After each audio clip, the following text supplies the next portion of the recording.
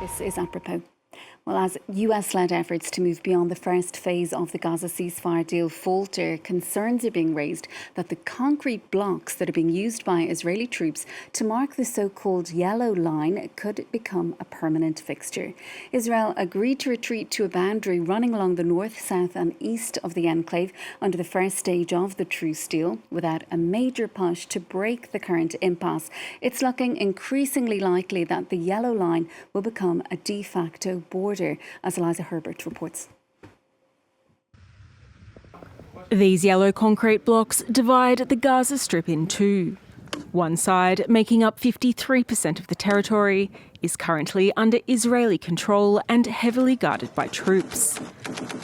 In the other 47%, nearly all of the enclave's 2 million people are crammed, living in camps and among debris. Under the next phase of the US-backed truce agreement, Israeli forces are meant to withdraw further, but many fear they are preparing to stay. No, they won't stay with us. This is rejected. The occupation staying with us is rejected. We want to live with dignity on the rubble of our lands. We want to breathe the air of our country. This is unfair. Hamas militants have re-emerged and begun asserting rule in the West, while Israel refuses to withdraw from the east until the group has disarmed and there is a multinational security force in place. But its establishment is proving difficult. Sources have told Reuters that governments remain hesitant to commit troops, particularly if their responsibilities extend beyond peacekeeping to confronting militants. A Hamas spokesperson recently claimed the group is ready to hand over power to a Palestinian technocrat entity. And one proposal by European and Arab states, such as Jordan, is that the Palestinian Authority and its police help enforce order in Gaza. So I think it is imperative that we have a Palestinian police that is in charge of the security of the Palestinians. That needs to be supported by an international stabilization force. We all agree on that. However, Israel opposes the idea of the Palestinian Authority being involved, and a way to fill the power vacuum remains elusive. Without a concerted push from the United States, many international diplomats have said they believe the current demarcation line could become the de facto border, possibly for years. Reconstruction efforts might then be limited to the 53% Israel controls.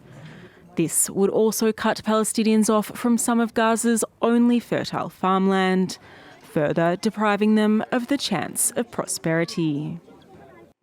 To discuss, we're joined now by former diplomat Dr. Nicholas Westcott from the University of London School of Oriental and African Studies. Thanks so much for being with us on the programme this evening.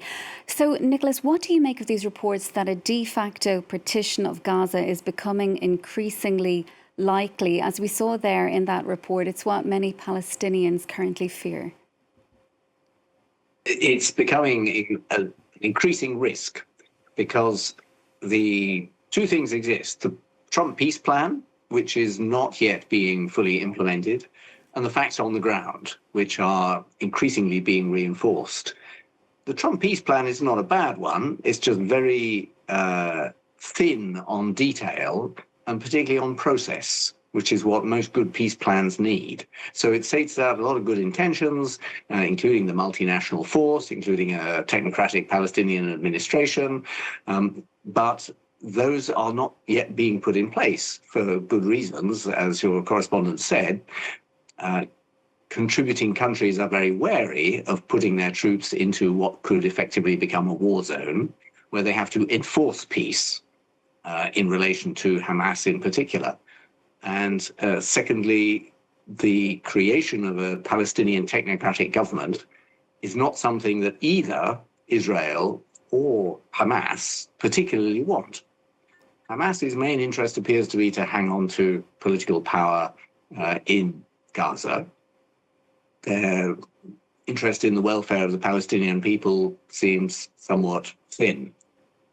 Israel wants there effectively to be no change in the situation in Gaza. They are very happy with the status quo, where Hamas is effectively prevented from reorganizing itself and attacking them, and they can control 53%. So both Hamas and Israel have an interest in just the status quo. And it would require the US to get much more engaged if we're to move this and therefore ensure that the whole of Gaza comes back under a technocratic and accountable Palestinian administration. And US mediators, we saw them in Israel again yesterday, not entirely sure what was discussed during those meetings. We're not really given an awful lot of detail as to the results. And we've seen various US teams in negotiations and some kind of talks with Benjamin Netanyahu. Where exactly do you think efforts currently are to move into this second phase of the Gaza ceasefire? And what are the main stumbling blocks? Can they be overcome, do you think? I suspect the US team were discussing exactly this, the implementation of some of the broad principles in the Trump plan. And they are particularly keen to try and put in place an arrangement whereby Hamas can be disarmed. That was one of the conditions in there. And Hamas have indicated, as the report said, that they would be willing to hand over to a technocratic government. They haven't said as explicitly that they would disarm, but if there was a means of keeping law and order in Gaza without Hamas having to do that, then they would have very little argument to say we must hang on to our guns. But at the moment, Israel are blocking the suggestion that the Palestinian Authority police should go in there to provide law and order. The multinational force doesn't yet exist, which could provide law and order, but only with the consent of the Palestinian people and the consent of Hamas. Otherwise, they're going to be fighting them.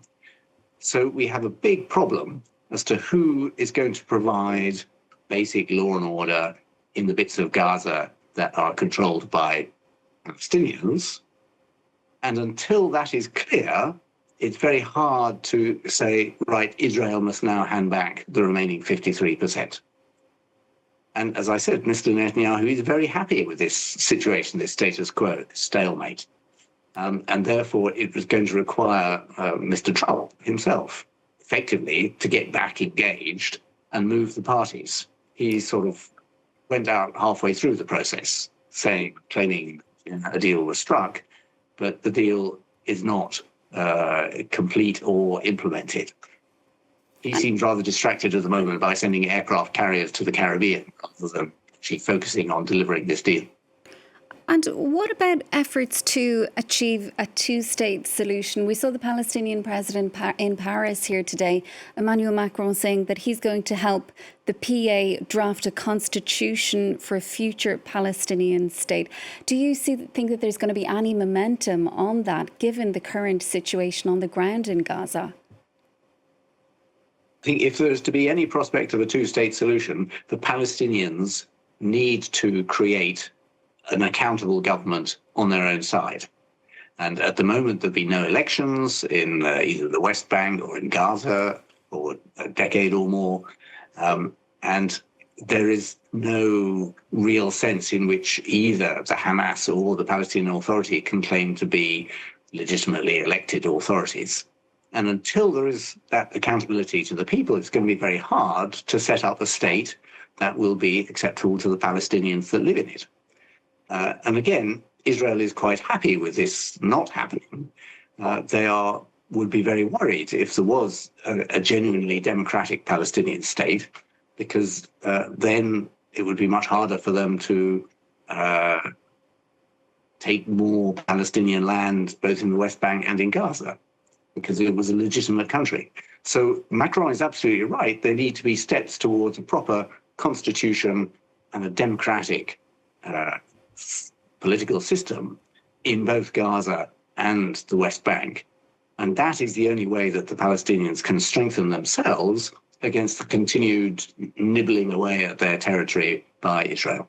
And realistically speaking, how long do you think we are from, a situation where political security arrangements are actually going to be in place in Gaza and funding can be then secured for reconstruction efforts, which are likely to take years, if not decades?